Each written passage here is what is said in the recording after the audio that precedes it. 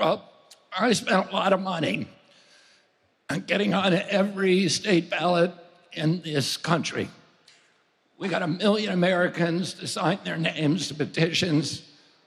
We built a network in every state in this country. The entire time, our polling and all the national polling was showing that the majority, about 57 to 60% of the people that wanted to support me, if I dropped out of the race, they said that they wanted to vote for Donald Trump. So I was hurting Donald Trump. I was hurting the Republican Party. But the Republican Party did nothing to stop me from getting on any ballot. Donald Trump was critical of me in a way that was congenial, that was respectful, and that was kind. But he did nothing.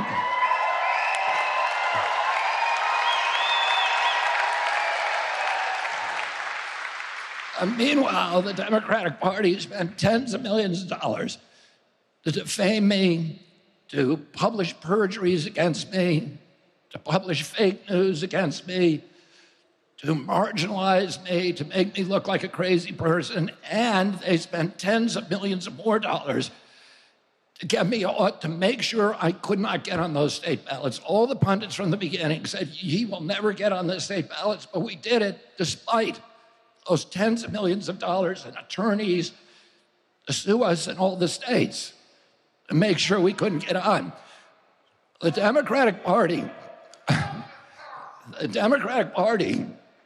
sued me to keep me off the state here in Michigan, off the ballot. And the day that I announced for Donald Trump, they pivoted and sued me to keep me on the ballot.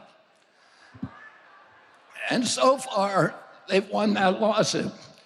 So my name is going to appear on the Michigan ballot. But I don't want you to vote for me. I want you to vote for Donald J. Trump.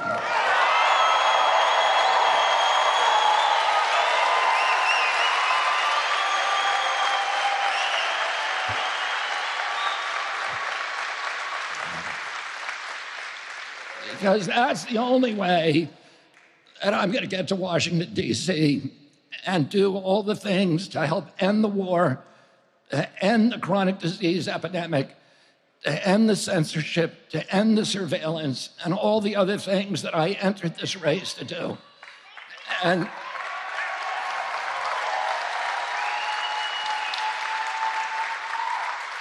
I've been a Democrat my whole life, and I heard all of the descriptions of MAGA during the 2016 election.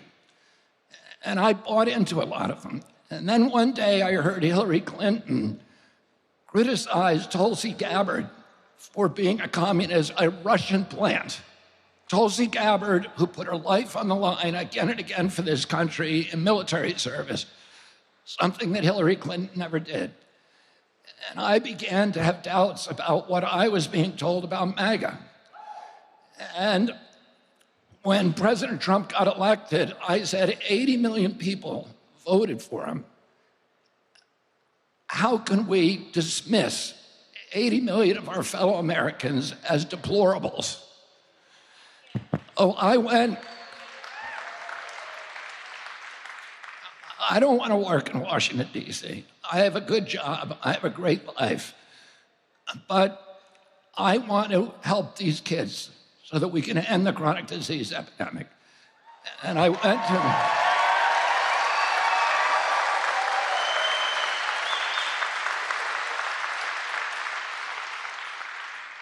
to President Trump, and I said to President Trump, if you want my help, I am here to do it. And we worked together for a while. But I started to understand that MAGA, for most Democrats, MAGA, Make America Great Again, means going back to the 1950s. And they say it's racist because we didn't have civil rights in our country at that time for Black Americans. They say it's dictatorial, and it's against freedom of speech, because that was the era of Joe McCarthy. And they say it's isolationist and retrograde. But the more that I get to know you, and the more that I get to know Donald Trump, I understand what MAGA really means. And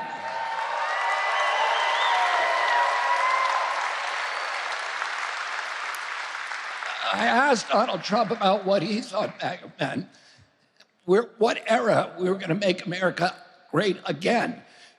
And he said, the era of your uncle, John F. Kennedy. And that was the era when America was at its apex, here and abroad. We were the wealthiest country in the world. We owned half the wealth on the face of the earth. The American middle class was the greatest economic engine in the history of mankind. We had a robust union movement that was making sure that American labor had dignity and good jobs. We had virtually every American believed in the accessibility of the American dream, which meant at that time that if you worked hard, if you played by the rules, you could afford to buy a home. You could take a summer vacation. You could raise a family, and you could put something aside for your retirement on a single job. There's no American now in my kids' generation, sorry, my duck is calling. There's no American now in my kids' generation who believes that that contract applies to them. This is a demoralized generation. In 2013, there was a poll in which Americans under 35 were asked, are you proud of the United States of America? And 85% of them said yes. The same poll taken 6 months ago, only 17% said yes. We have an entire generation that is alienated, that is disaffected, that has lost faith, hope for their own futures, and has lost their pride in our country. And to me, that was one of the most tragic data points that I learned about in this election. We have kids, the greatest asset that I had as a boy was this intense pride that I had about the United States of America. And we were, at that time, a moral authority around the world. The people all around the world wanted to be in America. They looked to us for leadership. They knew the difference between leadership and bullying. They didn't want us making wars. My uncle was asked by one of his best friends, what do you want on your gravestone? And he said, he kept the peace. He said, the primary job of a president of the United States is to keep our country out of war. He said that he didn't want African children and Latin American children and Asian children, when they heard about the United States of America, to think of a man with a gun. He wanted them to think of a Peace Corps volunteer. He wanted them to think of the Kennedy Milk Program, which gave nutrition to tens of millions of hungry children around the world. He wanted them to think of USAID and the Alliance for Progress that put America on the side of the poor, not just in this country, but all around the world. And those are the same ambitions that Donald Trump has. Today, my uncle kept any American soldier during his term in office from ever going to die in combat. Today, as a result of that commitment, there are more statues to John Kennedy, more boulevards named after him, more avenues, more universities, more hospitals in Africa, Asia, Latin America, and any other US president, and probably more than all other presidents combined. And that is a good foreign policy, to have the world love us. Don't you want a foreign policy where the rest of the world loves and admires the United States of America?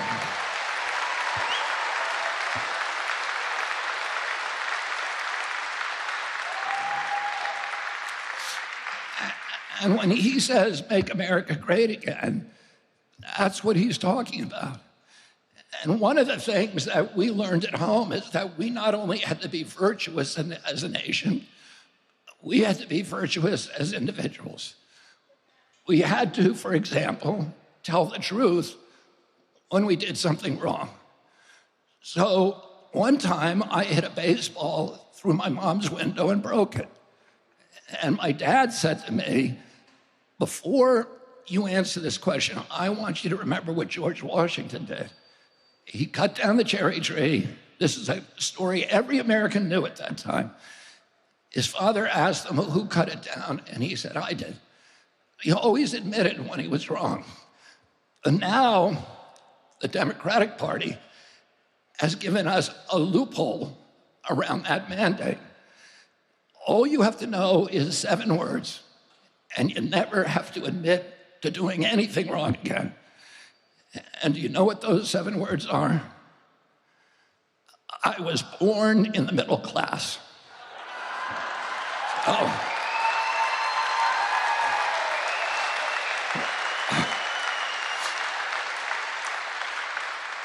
So repeat after me, I was born in the middle class.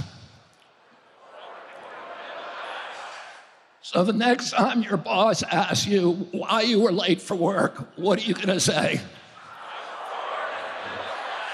And the next time your wife asks you why you didn't take out the garbage, what are you going to say? And the next time your landlord asks you for the rent check, what are you going to say? That's all you have to know, and you don't have to answer any question.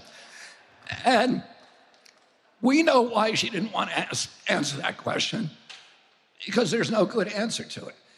By every indicia in which we measure the welfare of our economy, the Trump administration excelled, and the Biden-Harris administration has failed us. Inflation on average during the Trump administration was held under 7%. Now it's at 20%. Gross rents have almost doubled.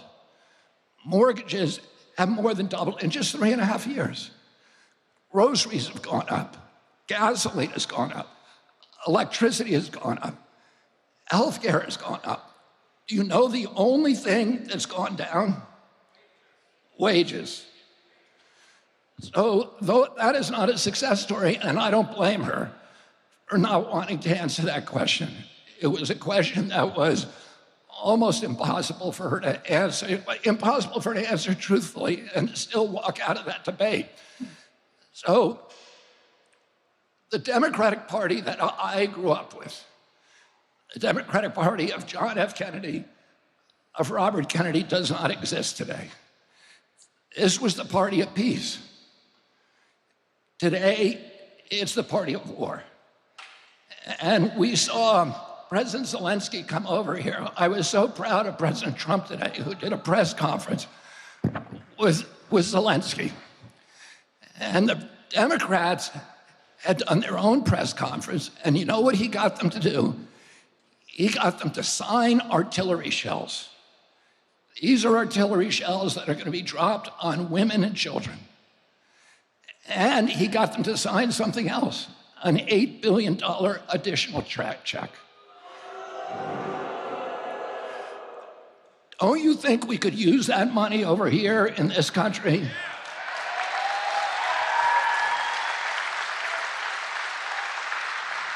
This was a war that we were lied to from day one. We were told that it was an unprovoked invasion. We weren't told that Vladimir Putin and every other Russian leader told us for 30 years, if you go into Ukraine, we're going to have a military reaction. It is a red line for us. Ukraine has a 2,200-mile border with Russia. They've been invaded 3 times through Ukraine. The last time, Hitler killed 1 out of every 7 Russians. If we put Aegis missile systems in Ukraine, like we've done in Romania and Poland, which they also told us don't go in there, those missiles, Tomahawk missiles, which can be nuclear tipped, will be 3 miles from Moscow. we could decapitate the entire Russian leadership in 3 minutes. My uncle, when the Russians tried to put missiles in Cuba, was going to go to war. And if Putin tried to put missiles in Canada or Cuba or Mexico, we would go to war. So we had to expect that they would do exactly what they told us we were going to do. And if you go into Ukraine with NATO, we're going to go to war. And 2 days before the invasion, Kamala Harris went to Germany and said definitively, for the first time by any US leader, we are moving NATO into Ukraine. And that is something that we all need to understand, that provocation. And I was so proud of President Trump because everybody says that he alienates people all over the world. He doesn't know how to be a diplomat. But he was the epitome of diplomacy, and I urge you to go look at the YouTube.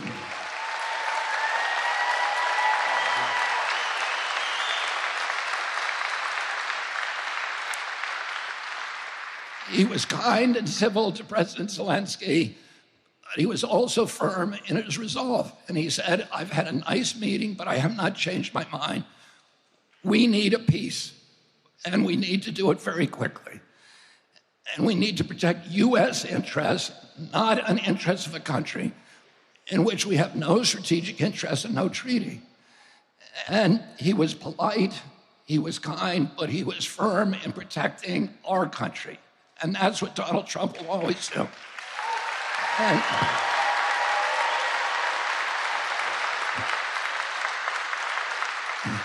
And it was especially impressive to me because I know what Donald Trump was thinking while he was having that meeting.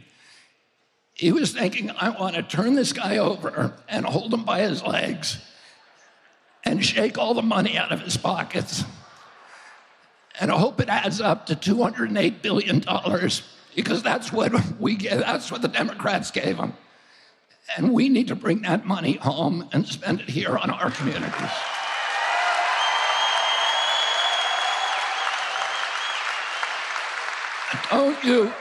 Don't you think you deserve a president who is going to make peace with the world?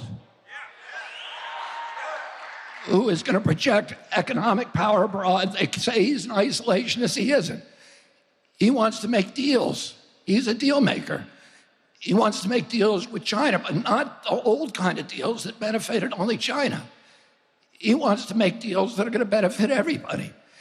He wants to make deals with Russia, the kind that will bring the world into a peaceful economic growth and a boom for all nations. This is what he says again and again. He's not a tyrant. He's not a monster. He just wants the best for the United States of America. And don't you... The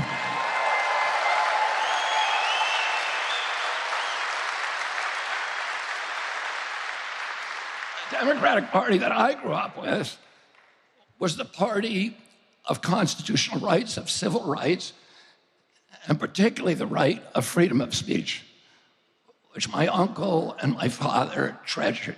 They thought this is the basis, a fundamental bedrock of American democracy is the free flow of information.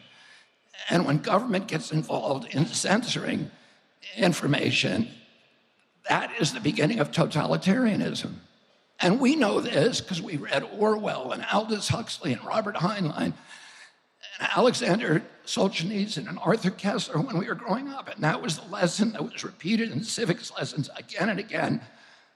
The one thing that you never allow a government to do is to censor speech of any kind.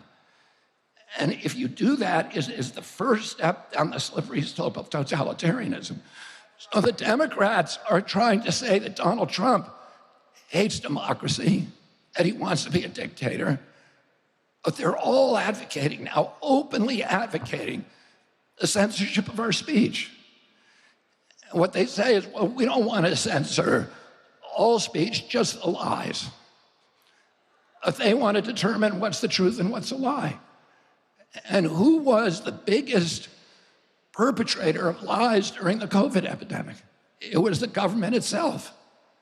They were the ones promoting disinformation and misinformation.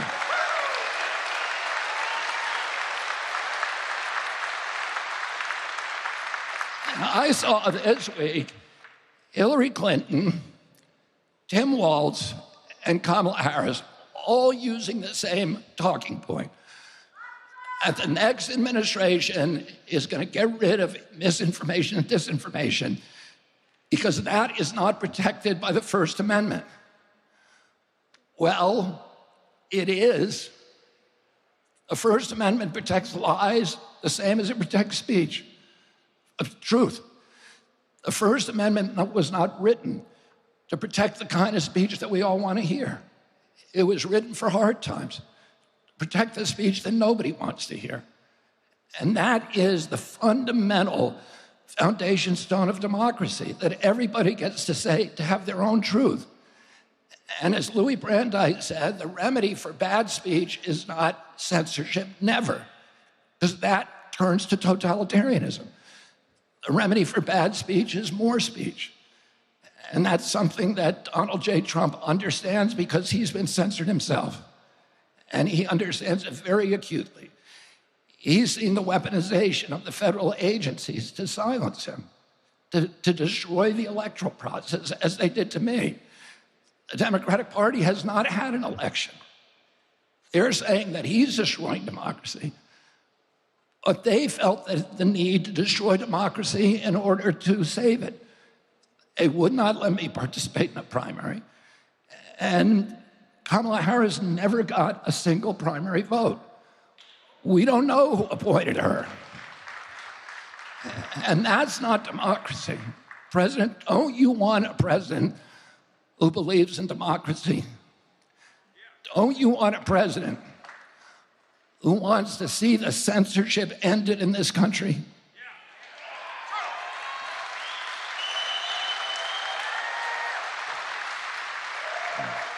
Don't you want a president who's going to end the surveillance state and make our country the beacon of freedom around the world once again?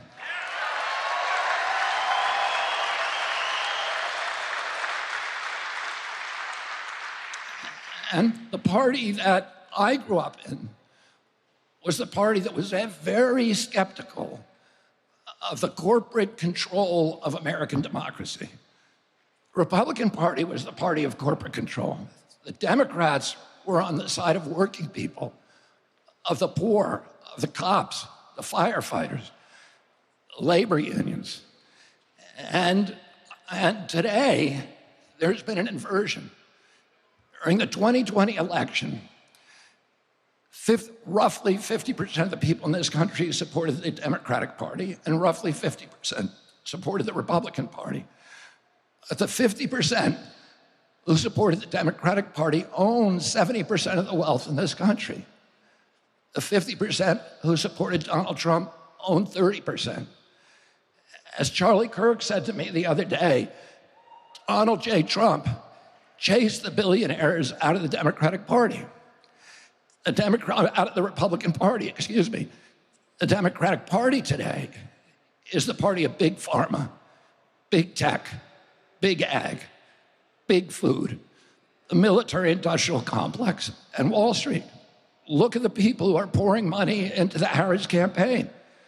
This is why they've collected 2 to 3 times more money than Donald Trump. They have all the money on their side. We have the people.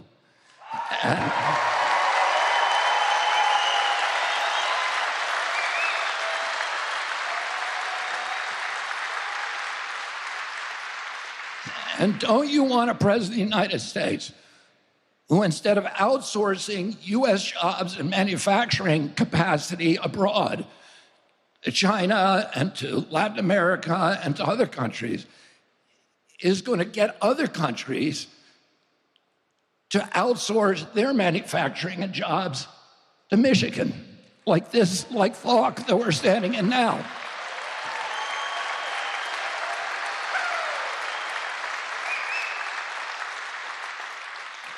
And don't you want a president who is going to protect our border? And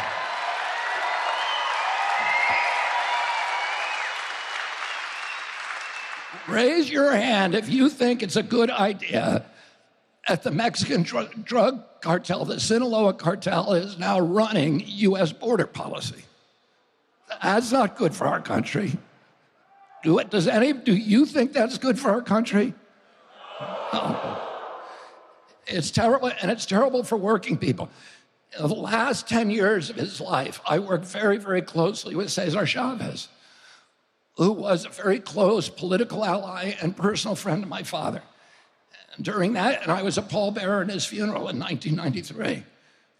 During that period, I was working with him on pesticide issues because Hispanic farm workers, 15,000 of them are poisoned, many of them killed by pesticide exposures every year, and their families are devastated.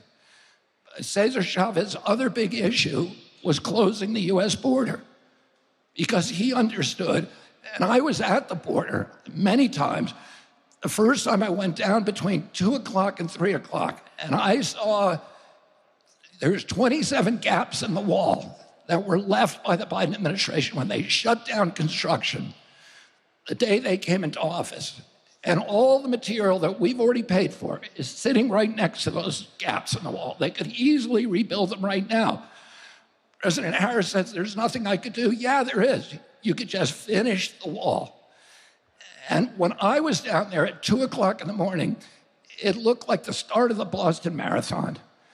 There were people, humanity pouring across, and the Border Patrol their job had been repurposed from protecting our borders, escorting people to the Yuma airport and sending them to any destination in our country. It's the most insane thing I've ever seen. And it's crushing the social safety net in our country.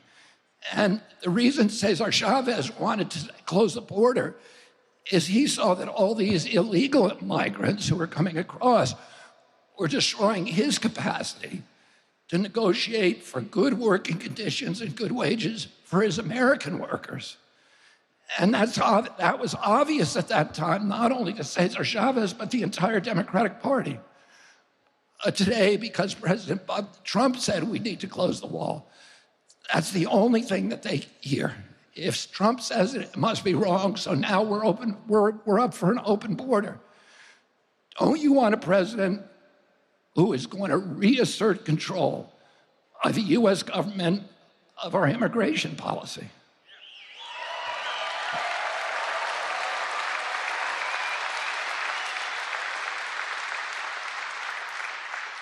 And, my uncle Ted Kennedy, who was 50 years in the United States Senate, he wrote a law called Title IX. And that law, and he got Republicans and Democrats to support it, that law created equality in women's sports because he said women ought to be allowed to compete, and they ought to have the same rights as men to compete. And that's something the Democratic Party believed in. But they don't believe in it anymore. Now they're against women's sports. And finally, the Democratic Party that I grew up with wanted to protect the most vulnerable people in our society. They wanted good health for our children. And today, the Democratic Party is on the side of the big ag, big pharma, and big food companies that are poisoning our children. We now have the highest chronic disease rate in the world. Diabetes, which was virtually unknown when I was a kid. An average pediatrician in my day, when I was a kid, when my uncle was president, would see one case of diabetes, juvenile diabetes, in his lifetime, 40 or 50-year career. Today, 1 out of every 3 children who walk through his office door is diabetic or pre-diabetic. And it's costing us more than our military budget. Just that kind of mitochondrial disorder. This is bankrupting. When my uncle was president, we spent 0 on chronic disease. Now we spend $4.3 trillion.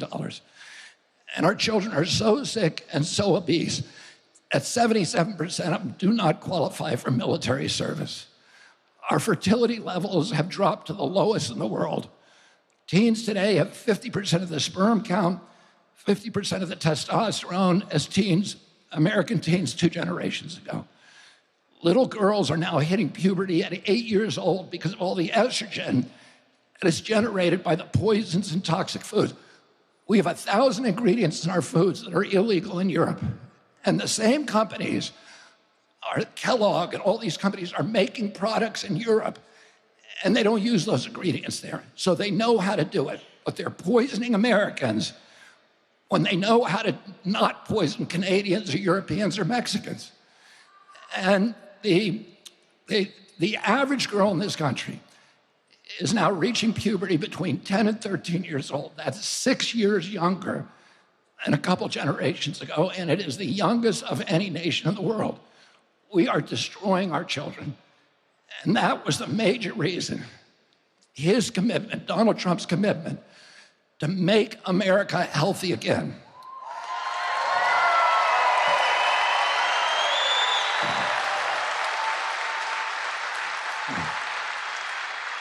Is the primary reason that I joined this campaign.